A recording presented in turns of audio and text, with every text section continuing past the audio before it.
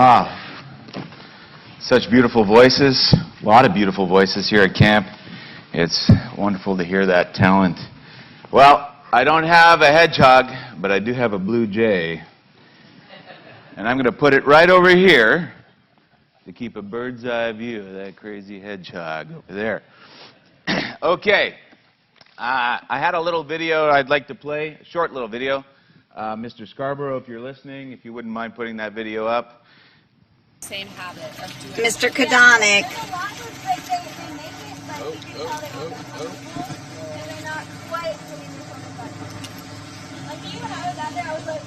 I don't know who that old guy is. When I remember looking at water skiing, did not have as many gray hairs. It was definitely not as big. That's okay, Mr. Scarborough. You can cut the video. But I wanted to show everybody that all the fun that you are having, all the smiles that we see every single day at our classes, I'm at softball, others, what I've seen, that inspires us to become youthful again too. And so some of us, maybe who are a little bit crazy, like pain a little bit, do things like that, okay? Because you guys bring that out of us. That was so much fun. I saw some kids doing that yesterday, and I said, I got to get up there and do that one more time. I got to do that, and that was a lot of fun.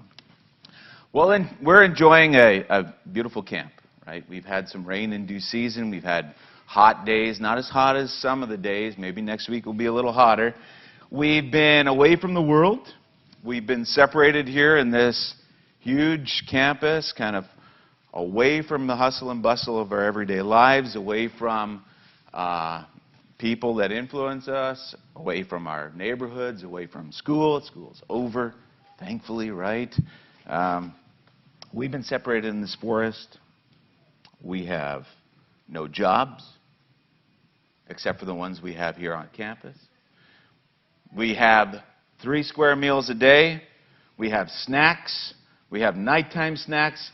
And I hear you guys have a fridge in your dorms, and there's special snacks that you have in there as well. So you got all the food that you could desire. You have all the activity that you desire as well.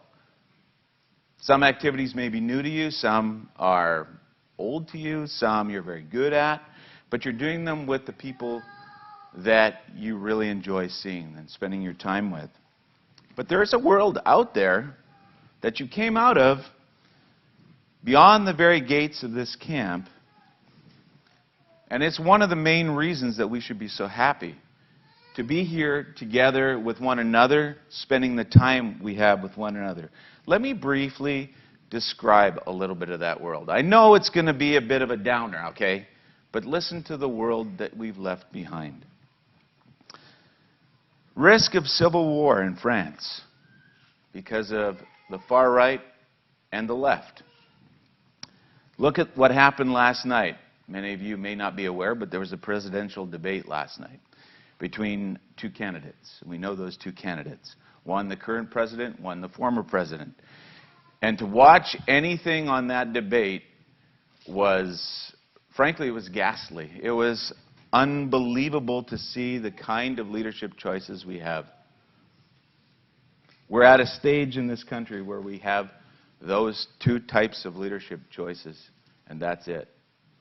And to see the current sitting president last night, they're calling for him to be removed. They say, we have 130 days to get a new candidate. It was that bad. They're calling it the end of his presidency. We have a Gaza conflict over in Israel. Since the feast, since the last great day of the feast, that's been ongoing. Now this morning, they're removing U.S. citizens from Lebanon because they're worried about another escalation to the north. We have alarming escalations in anti-Semitic behavior in Germany. Jews are worried about themselves since the latest election. We have the Russia-Ukraine war. We have 430,000 people, military casualties from Russia over the last 850 days since it started. 70,000 of them are Ukrainian, 360,000 of them are Russian. That's almost 500,000 people. We had a fatal mountain lion attack in California, the first time in decades. We had a shark attack in Hawaii, a famous surfer. He floated up to the beach in pieces. Terrible. This just happened. Well, we're here at camp. We have roaming dogs terrifying St. Cloud neighborhood following 3 attacks. So there's 5 dogs attacking 3 different people. We have a Sudan famine. Plenty of guns, but no food, it says. Sudan is facing the world's worst famine in 40 years, according to U.S. officials. The country has been issued $2.7 billion in humanitarian aid, but less than a fifth of it is getting to the parts that need it. It's going towards fighting. This is the world we live in. This is the time, young people, that you are living in. There's a lot going on. Turn to the book of Ezekiel. I know it's a bit of a heavy subject, but we're going to come around. We just want to bring a reality here of what is going on around us and how important this camp is to us. All of us, really. It's not just the young people, it's all of us here. All of us tuning in, all of us listening in. Ezekiel, the 14th chapter. Ezekiel 14, and we're going to start in verse 12. There's some really important instruction in here, and maybe it's something that you hadn't paid attention to in the past or thought of in the same way. The word of the Lord came again to me, saying, Son of man, Ezekiel 14, verse 12, when the land sins against me by trespassing grievously, and I think we are, then I will stretch out my hand upon it, and I will break the staff of bread thereof, and will send a famine. And we're not far from it.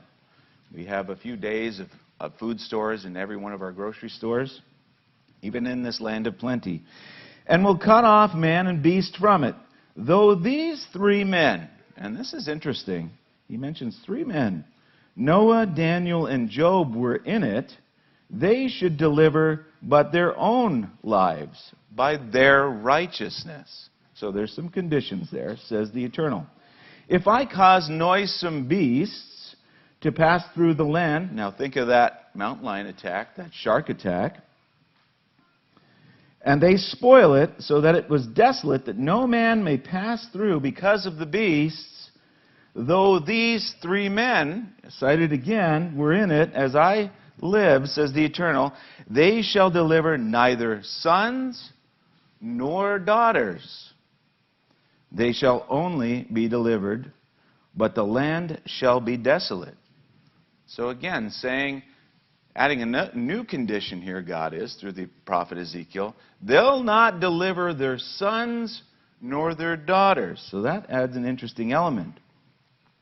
Or if I bring a sword upon the land and say, sword, go through the land, so that I cut off man and beast from it, though these 3 were in it, as I live, says the Lord God, they shall deliver neither sons nor daughters. There it is again.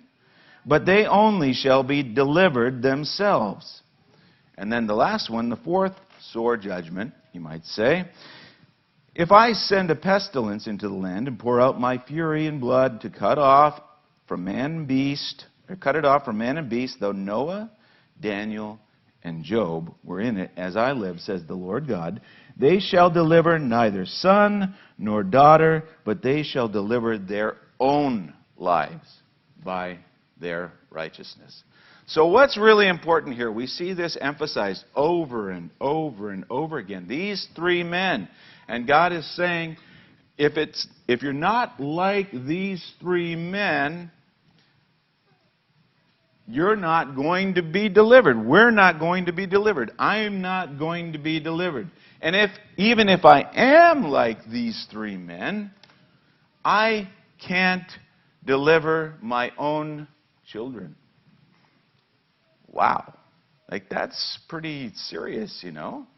I can't deliver my own children. As a parent, you want to. You want your kids to just ride your coattails, so to speak. But guess what?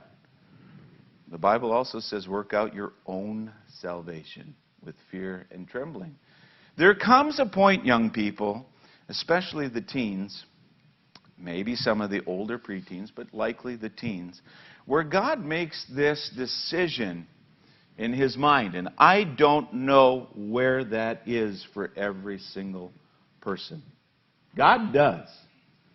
But the point where you are in your lives, where you're making decisions, and you're deciding which way you're going to go and how you're going to do this and where you're going to do that and why you're doing this, God knows how much you're thinking about it and how much leeway has been given to you. And that means that you're subject to what these verses are saying. There is no way to escape, gain salvation physically or spiritually without your own righteousness. And God knows where that is with each and every one of you. So it's very important. And he gives you three men, and he describes them a little bit. He describes them by their righteousness. So we're going to look at a few character traits of these three men. We're going to look at them in a way, hopefully, that you hadn't seen it before, and in a way that you can relate to it. First of all, you can just write this in your notes, because I don't want you to do much more than that. Psalm 119, 172. The condition is that God says, by their righteousness. Well, what's righteousness? The Bible describes it. It's keeping the commandments. All your commands are righteousness. Okay. So let's talk about this first guy, Noah. Turn back to the book of Genesis. You're all very familiar with the story. So we can read through a lot of these accounts quickly, but we can talk about them and think about them a little bit differently. Genesis, the 6th chapter. Genesis 6 and verse 1. I'm reading from the King James Version. You probably have a New King James Version, so it'll be very similar. And it came to pass, when man began to multiply in the face of the earth, and daughters were born to them, and sons of God saw the daughters of men, that they were fair, and they took them wives, all of which they chose. They chose their wives. Okay, God didn't choose them for them. And the Eternal said, my spirit shall not always strive with man, for that he also is flesh, yet his days shall be 120 years. So God was saying mankind is going to have 120 years. I'm making a decision. There's 120 years, and then I'm going to do something. There were giants in the earth in those days, and all after that, when the sons of God came into the daughters of men, they bore children, and some of them became mighty men, which were of old, men of renown. And God saw that the wickedness of man was great in the earth, and that every imagination of the thoughts of his heart was only evil continually. And it repented the Eternal that he had made man on the earth, and it grieved him at his heart. And the Eternal said, I will destroy man, whom I have created from the face of the earth, both man and beast, and the creeping thing and the fowls of the air, for it repented. I mean, God wanted to turn it around, that I have made them. But Noah, here's Noah, found grace in the eyes of the Eternal. And then it goes on to describe Noah. These are the generations of Noah.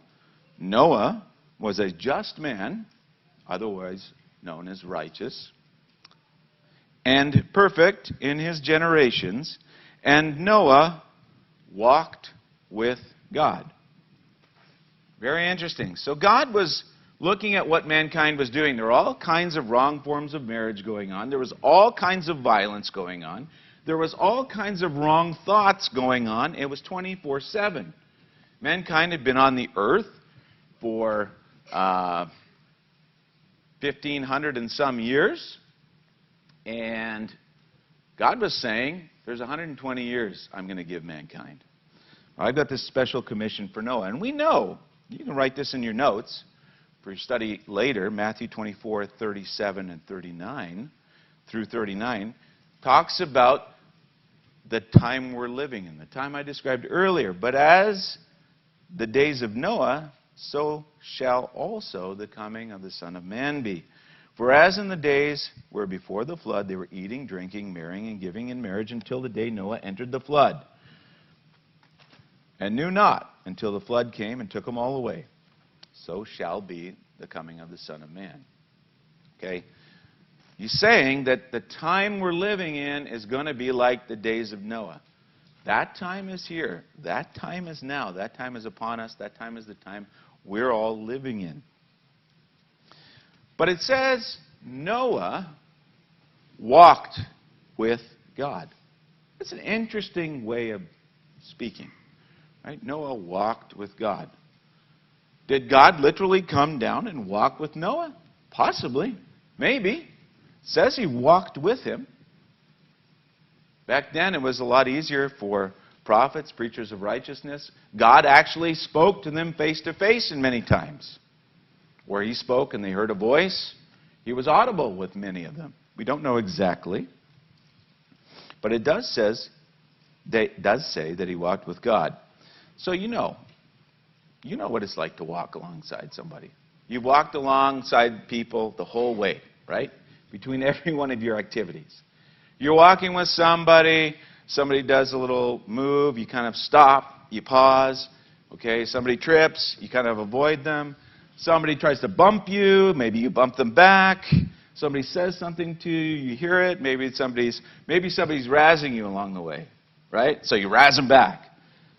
Okay? What happens when you're walking with somebody is you kind of flow together. You kind of move together. You kind of think together and you converse together. If you're close enough to them, you have to react to what's happening with them. The way they move affects the way you move. You know, when I was a little kid, I loved to walk. You know, I'd tell my grandfather had a bit of a German background, and I'd say, he really loved it. I'd say, we want to go for a little walk, Grandpa.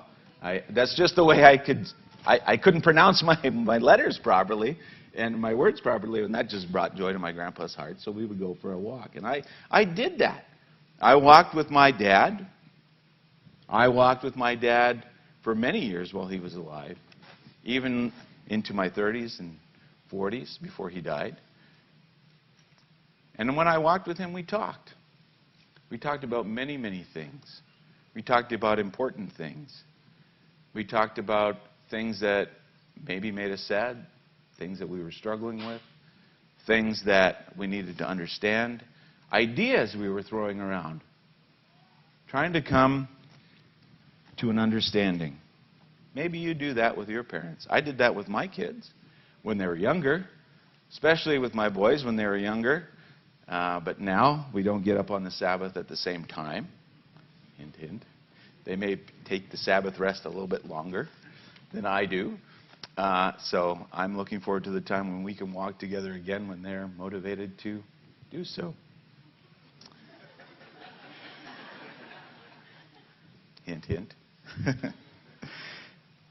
But when you're walking with somebody like that, you trust them. You trust each other. And especially in a world that's like ours, that person sees and hears the same things that you do, but they also hear and see some of the things you don't. And that person who is walking with you that you trust is able to say, hey, watch out for that. Don't trip over that. Hey, oh, look over there. There's a bug. Oh, there's a snake on the road. Right? That can happen. That can happen here, in fact. Right? And they can warn you to get out of the way, or they can hear something to get out of the way. That can only happen if you're close enough to them. Right? Hebrews, the 11th chapter. Hebrews, the 11th chapter. We'll just go there real quick. Doing on time here. Hebrews, the 11th chapter. Noah walked with God.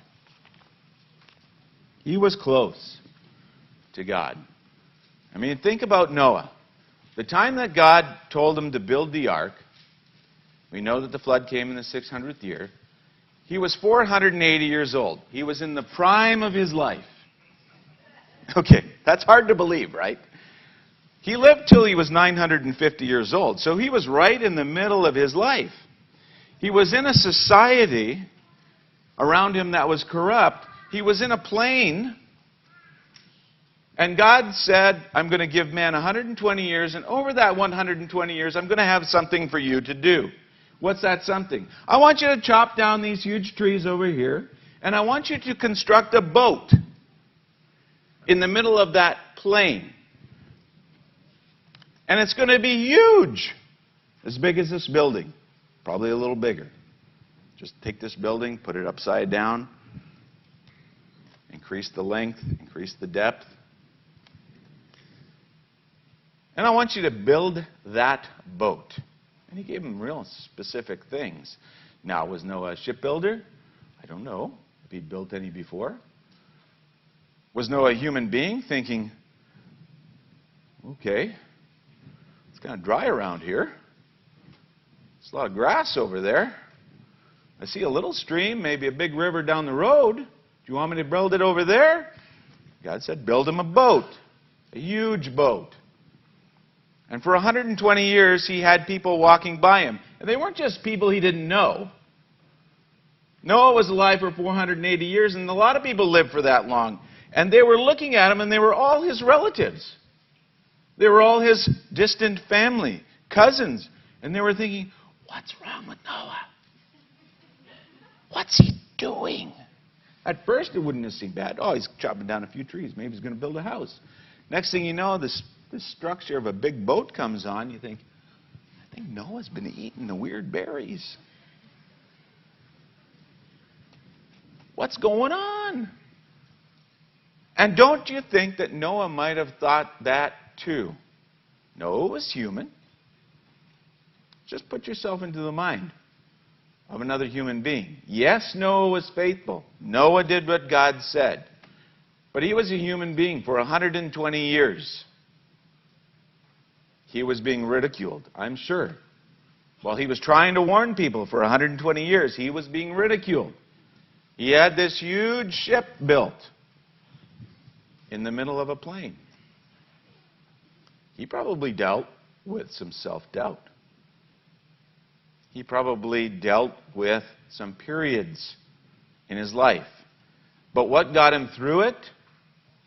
Hebrews 11, verse 7. By faith, Noah, being warned of God of things not as yet seen, moved with fear, prepared an ark to the saving of his house. He was worried about his house. Of course he was. By which he condemned the world and became heir of the righteousness which is by faith. Noah had faith. Why could Noah have faith in a world that was against God? Noah was alone. He walked with God. He had to be close to God. He had to. And here at camp, you have an opportunity to start that process, to continue that process, or to pick that process up. Noah walked with God. It's so important to walk with God.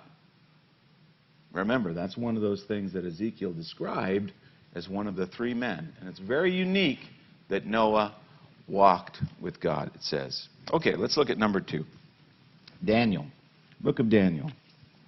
Go to Daniel, the 6th chapter. We'll talk about Daniel a little bit. So Noah walked with God. He was so close that he was able to move when God said move. He was able to get out of the danger because he was close and he heard what God had to say. And he was able to overcome his self-doubt, if he had any, because of what God had to say. He overcame that society.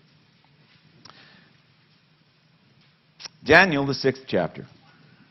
It pleased Darius to set over the kingdom 120 princes, which should be over the whole kingdom.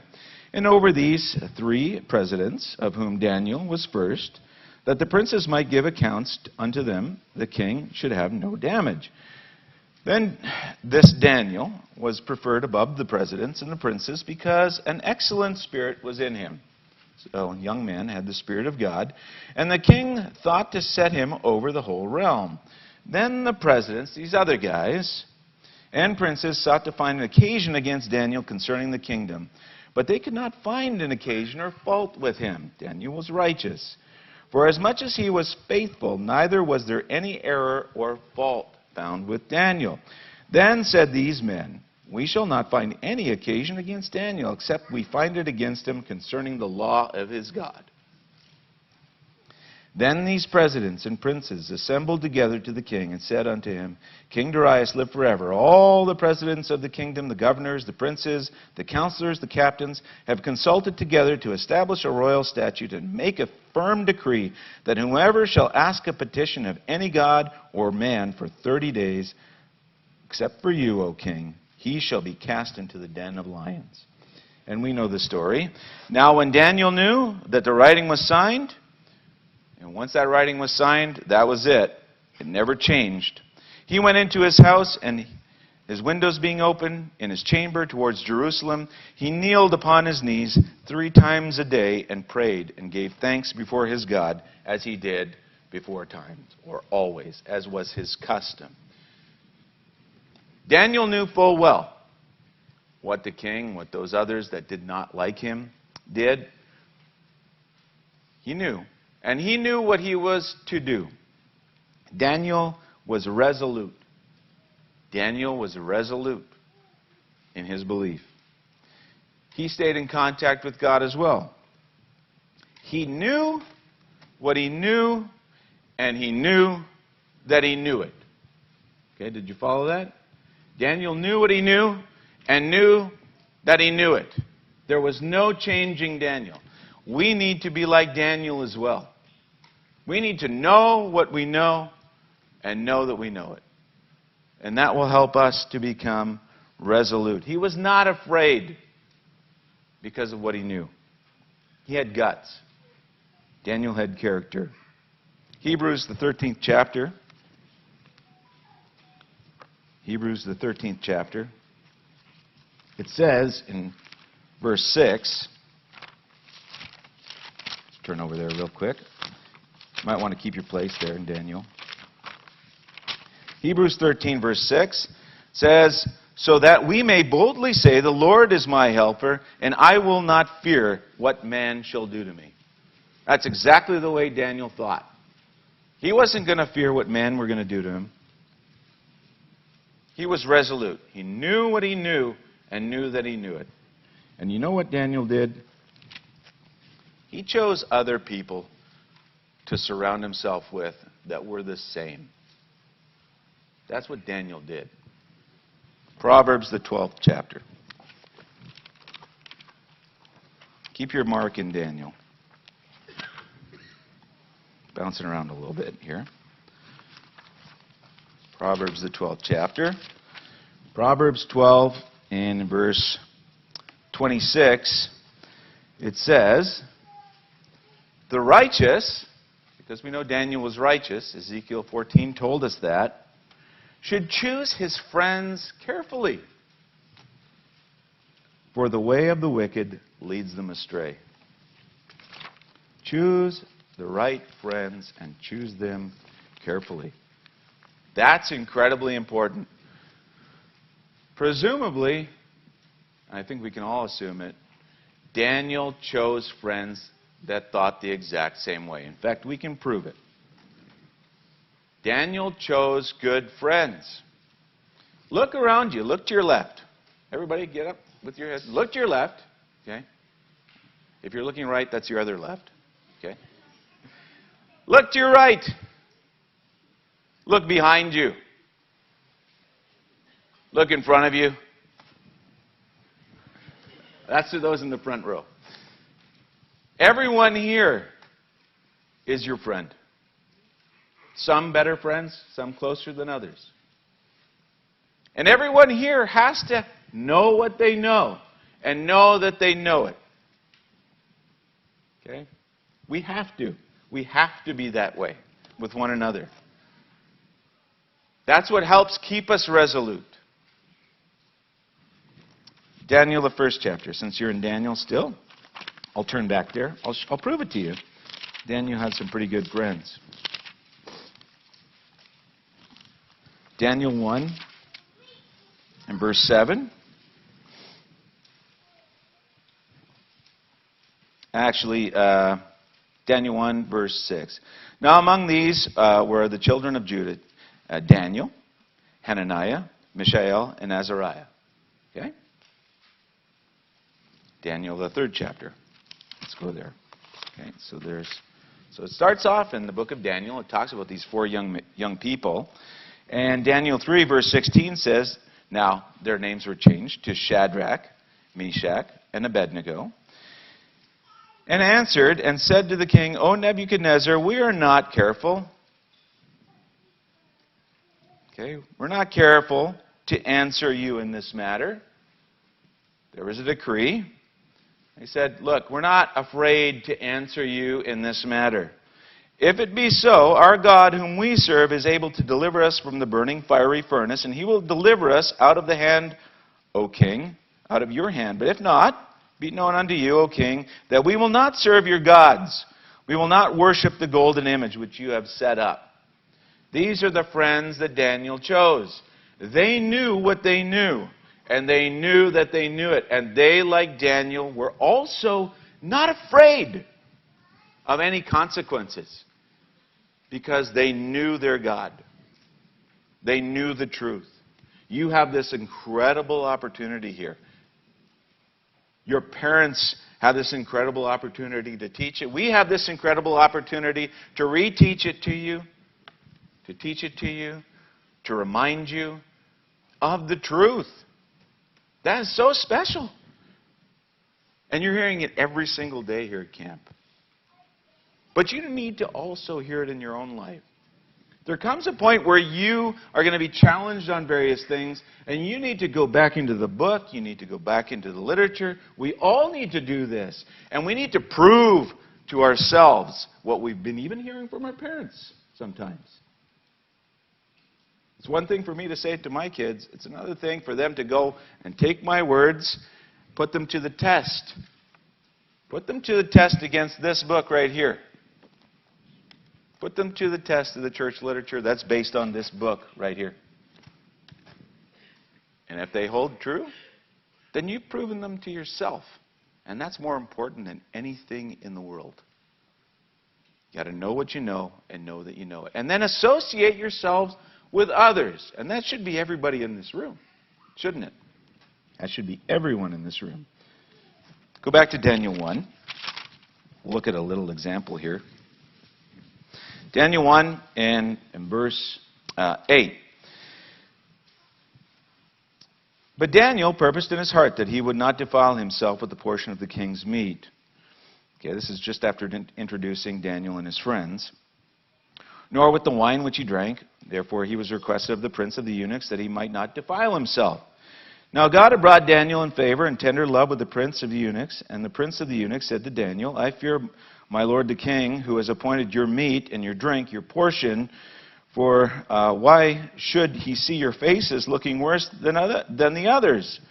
Then he'll make a danger to my head. Like, my head's going to come off, right? If you guys look sickly and don't eat this meat. And then Daniel said to Melzar, who was the prince of the eunuchs, had set over Daniel, Hananiah, Mishael, and Azariah, prove your servants, I beseech you. Daniel said, look,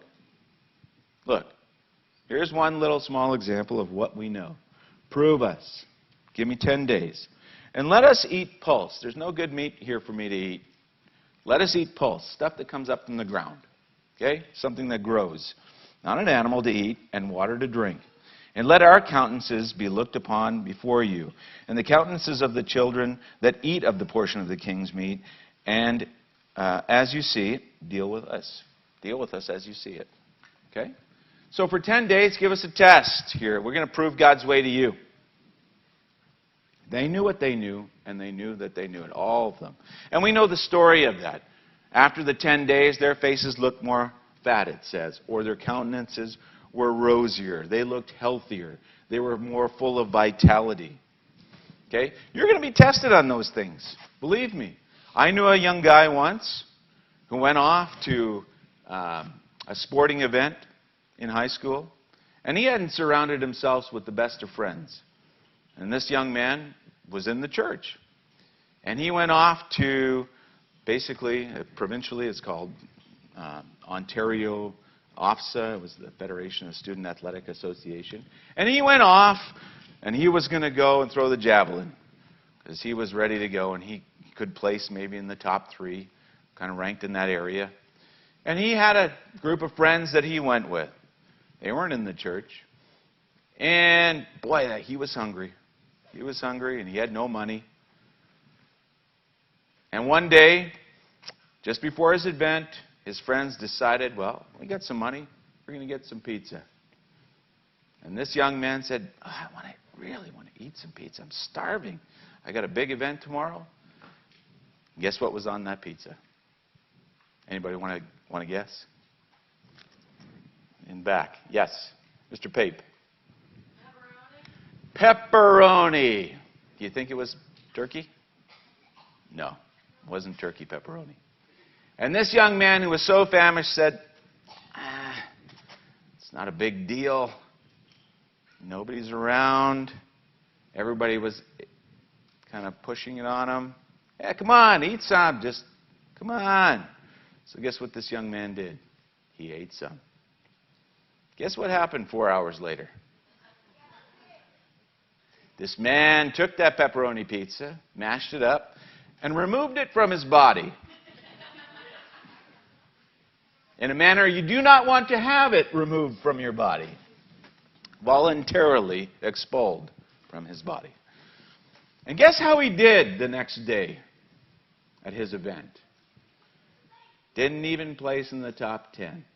Guess what this man got? Food poisoning. Guess the lesson that this young man learned. You knew, I knew what was wrong. I did it. And I learned the hard way. I knew what I knew, and I did not stick to it. I urge you, know what you know, and stick to it. Don't put yourself in that kind of a situation. That's just a small little situation, okay? Telling on myself a little bit. But you know what? I was a young person too. I made mistakes. It happens. But here I am. You'll make mistakes too. But if you make friends who know what they know and know that they know it, those friendships that you make are going to be like cords. You're going to be like the spider webs that we all run through as we walk from here to there in the woods or as we get out of the door in the morning. Okay? You're going to make a web connection with one person. You're going to make another web connection with another person. You're going to make another one with another person, another one with another person, another one with another person. And when you fall down or when you're pulled in the wrong direction, guess what? It's really hard to move in that direction when you got all those webs pulling back against you. It's really hard to stay down when all those connections are pulling you back up, isn't it? It's really hard to leave what you know when all those connections are pulling back at you. And that's why it's so important to make friends, especially here at camp. They will help you. They will help you to stay righteous or to get back to righteousness on the path. These friends stick closer than a brother. Okay, last person as we kind of quickly go through it here. Job. We're talking about Noah, Daniel, and Job. And we're just talking about one aspect. There's a little theme here. Maybe you'll be able to pick out along the way. Job, the first chapter, and we won't read too much. You understand that Job was a just man. He was perfect. He eschewed evil. And there were his kids. They were having wild parties, whether they were crazy, epic birthday parties, whether they were wild parties. They weren't good in God's eyes. And so Job was making sacrifices for his children. His children had grown up. They did not follow the words behind me. And Job was having to make sacrifices for them. And Job was righteous. And what happened? Now there was a day, it says in verse 6, when the sons of God came to present themselves before the Eternal, and Satan came among them. And the Eternal said to Satan, where come you from? And Satan said, from going to and fro on the earth and walking up and down on it. And the Eternal said, have you considered my servant Job? He's righteous. He's an upright, perfect man, fears God and eschews evil. And Satan answered the Eternal and says, does Job fear God for nothing? Have you not made a hedge about him and about his house and about all that he has on every side? Have you not blessed the work of his hands and his substance and the increase? And skip on down to verse 12. And the Eternal said, Satan, behold, all that he has is in your power upon himself, but put not forth your hand against him. So Satan went forth from the presence of the Eternal. And we understand Satan came up against Job right then and there. Job didn't know it. But the results were, were his kids having a riotous party, as was their custom, it says.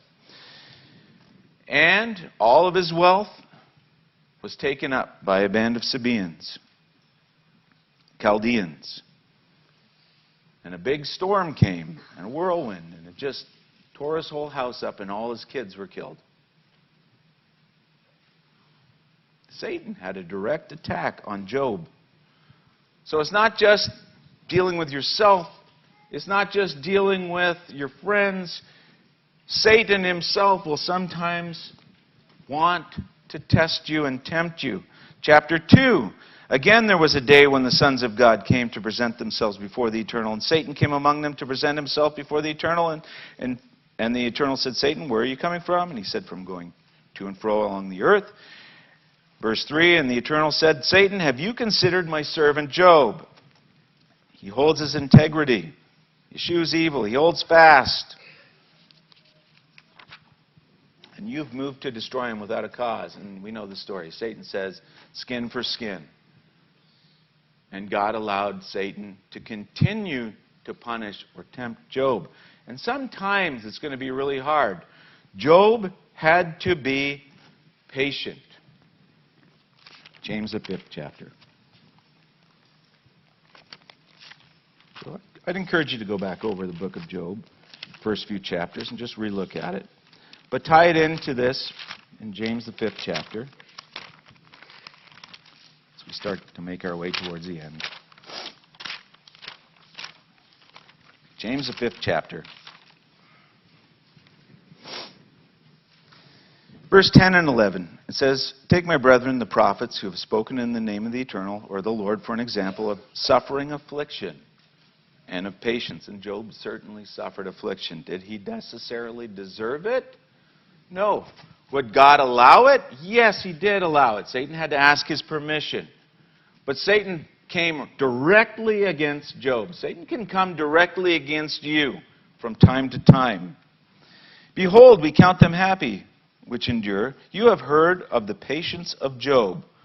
The patience, the cheerful endurance, the constancy under pressure of Job. And have seen the end of the Lord, that the Lord is very pitiful and of tender mercy. God sometimes allows tests and trials directly to you. Even when you're doing the right thing. Even when you're surrounding yourself with the right people and they're giving you the right advice. God will allow you to go through some things. And sometimes you wonder, why? Let me give you another personal example. Growing up in the church, I played a lot of baseball. I was always pretty good. Played in a city team. Always had the A team. I was always on the A team, the club team, near the end of the year. Every single year. Didn't matter. Except for 1 year. New coach came into town. 14 years old. I knew I was better than some of these guys. Everybody knew I was better than some of the other guys. All the parents knew it. But that coach said, because you cannot play on Saturdays, you've got to play on my B team. There I was. Because I couldn't play on Saturdays, I had to play on the B team. I was doing the right thing. I wasn't playing on the Sabbath. Why? Why did this happen to me? That's what I thought. But it was a test. So I had to play out that whole year on the B team.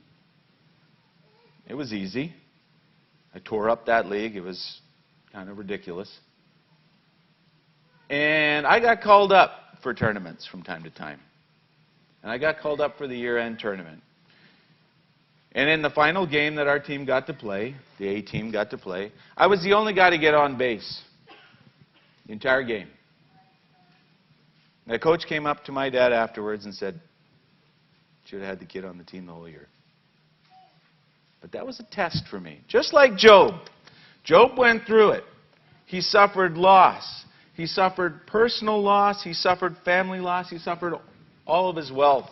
But at the end, after he learned the lesson, God gave it all back to him and more. Job even withstood his own wife, who said, curse God and die. Job had patience under the pressure. You're going to face those things too. Whether it's sports, whether it's an activity, whether it's job, whatever it is, those things are coming to you. You can mark my words, they will come to you if you're living the right way of life. Maybe you have your own stories already. But it's not just the last decision that counts. It's the next one in God's eyes. And you have to be like Job. 1 Corinthians 10 and verse 13. As we start to come to a real close here. There's no temptation taken you but such as common to man. God is faithful, who will not suffer you to be tempted above what you're able. You're never going to be tempted above what you're able. You're never going to be tried above what you're able. God knows that you're able to handle it. But will, with the temptation, also make a way to escape that you may be able to bear it. He may give you a way out, or He may give you the strength to be able to bear what you're under. Just trust and be patient like Job. Ultimately, young people, you don't want to be caught up in what's coming to this world. We all, though, must work out our own salvation in fear and trembling. No one can do it for you. Not your parents, not your friends. They can help you. But you must do it yourself. Let's learn the lessons from these three men, Noah, Daniel, and Job. Their character traits, the way they dealt with peer pressure, both from society, from their friends, from their family, from everyone around them, because you're going to deal with it. They have positive character traits. They walked with God. They were close. They knew what they knew and knew that they knew it, and they surrounded themselves with friends that did the same. And they remembered that they could stay close to God and they could endure whatever was coming at them. Let's do this, young people. Don't give in. Pick your friends wisely like Daniel. Never give in. Foster those relationships. Be patient. And in each case, remember this. As for you and your house, you personally, you will serve the Lord no matter what. Have a great day, everybody. For more information, go to our website at cogassembly.org. Copyright 2024. Church of God Assembly. All rights reserved.